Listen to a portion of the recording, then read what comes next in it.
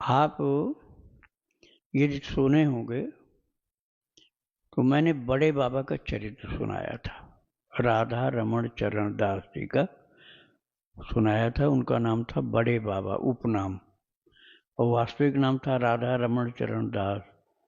तो उसमें एक मैंने कुटिया के भंडारे की बात सुनाई थी। उसका नाम बताया था श्वान वैष्णवों का भंडारा।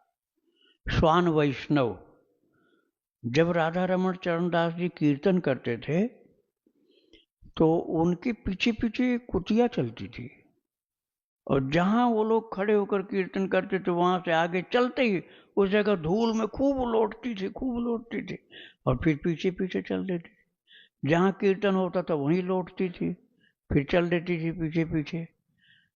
महाराज, उसको खाने पीने की भी चिंता नहीं थी। वो उसी रजकण में बिना महत्पाद रजोभिषेकम, जड़ भरत जी ने कहा पंचम स्कंद में कि बिना महत्पाद रजोभिषेक, बिना महान पुरुषों के चरण रज के अभिषेक की कुछ उपलब्धि विशेष नहीं हो पाती।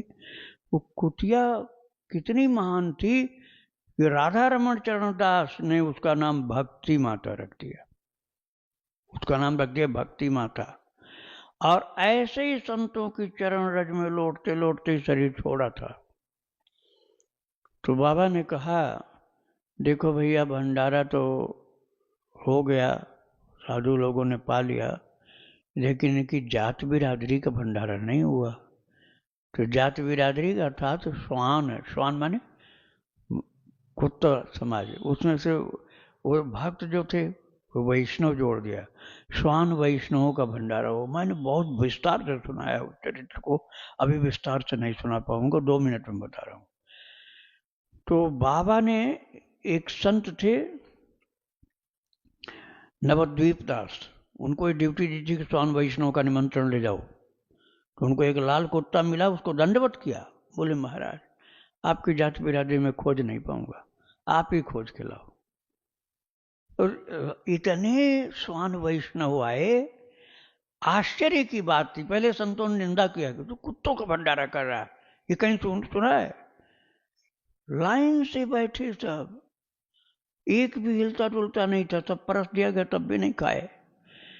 तो हाथ जोड़ के बाबा खड़े हुए कि महाराज, आप प्रसाद पाओ, भक्ति माता के भंडारा के प्रसाद ही है। तो एक काला सा कुत्ता आया और सबकी पत्तल सूंघता चला गया, और जब चला गया तो सामने जाके पूंछ हिलाया और सब एक साथ प्रसाद पाए।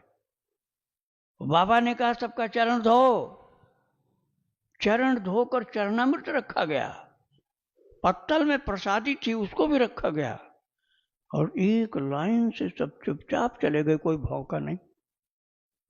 और बाद में बाबा ने कहा, देखो कोई बाकी तो नहीं रह गया, बाहर देखो। तो लाल कुत्ता जो मिला था सुबह निमंत्रण के लिए, जिसको जिम्मेदारी दी थी, वही आता हुआ मिला।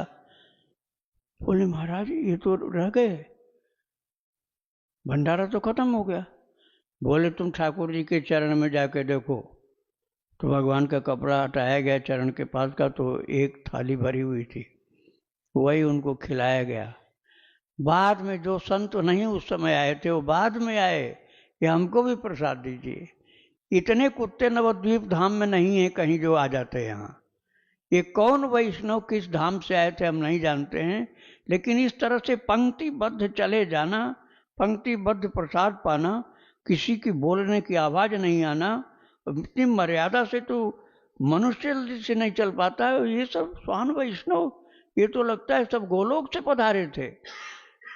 तो ऐसा यदि किसी संत का भंडारा हो, भक्त का भंडारा हो, जो खूब भजन करता हो, तो आप उनके प्रसादी से पवित्र हो जाओगे।